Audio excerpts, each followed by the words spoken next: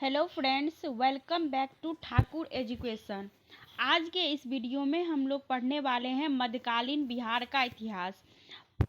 ये वीडियो आप लोग के लिए काफ़ी यूजफुल है बीपीएससी एग्ज़ाम से रिलेटेड। बिहार में जितने भी एग्ज़ाम कंडक्ट किया जाता है उसके लिए ये वीडियो काफ़ी इम्पोर्टेंट है। मध्यकालीन बिहार के इतिहास से 5 से 10 क्वेश्चन हर साल पूछा जाता है।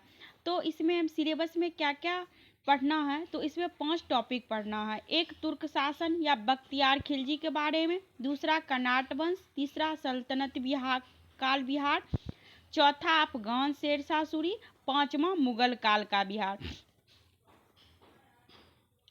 तो अब हम लोग इसका कुछ बैकग्राउंड देख लेते हैं पहले। तो बिहार और बंगाल के क्षेत्र में जब पाल वंश का पतन शुरू होता है तब एक नया वंश आता है जिसका नाम सेन वंश है। ये सेन वंश मुख्य रूप से बंगाल के क्षेत्र में उत्पन्न होता है।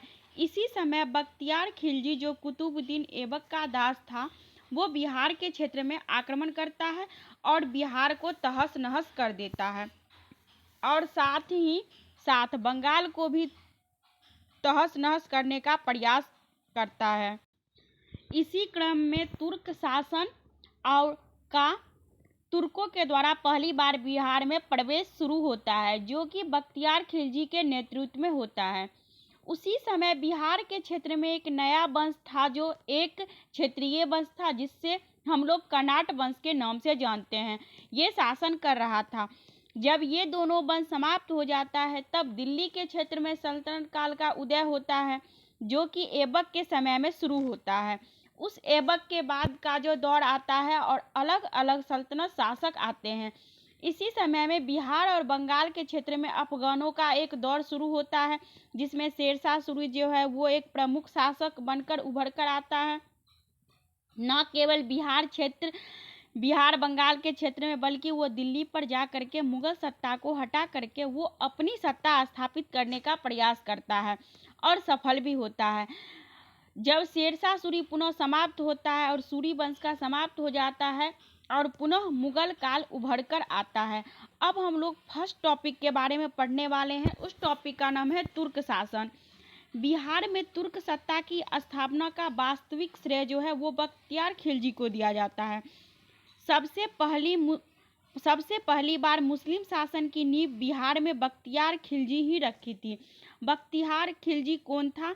ये कुतुबुद्दीन ऐबक का दास था जिसने बिहार के क्षेत्र में जो है इस्लाम और अपने साम्राज्य का विस्तार करने आया था। इस समय बिहार में छोटे शासकों का शासन था। उत्तर बिहार में कर्नाट वंश का शासन था। बख्तियार की पहली महत्वपूर्ण सफलता औदंतपुरी बिहार शरीफ की विजय थी 1198 ईस्वी में। 1198 ईस्वी से लेकर के 1206 ईस्वी के बीच में उसने बिहार बंगाल के कई क्षेत्रों को जीता था। उसके बाद बख्तियार खिलजी जो है बिहार में आक्रमण करते हुए बिहार के क्षेत्रों को नुकसान पहुंचाते हुए वो बंगाल जाता है।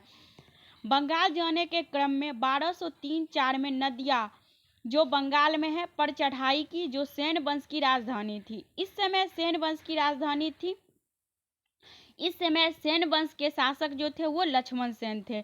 लक्ष्मण सेन ने उस समय अपना राज छोड़कर भाग जाता है और बख्तियार खिलजी के क्रूरता के डर से सेन वंश को छोड़कर चला जाता है और इस तरह से बंगाल के क्षेत्र पर जो बख्तियार खिलजी का अपना आधिपत्य कायम हो जाता है। ऐबक के दूत के रूप में बख्तियार ने अपनी राजधानी जो है वो लखनऊती लक्ष्मण बट्टी में बनाई और इस तरह से उसने बंगाल को पर पूरा अधिकार कर लिया।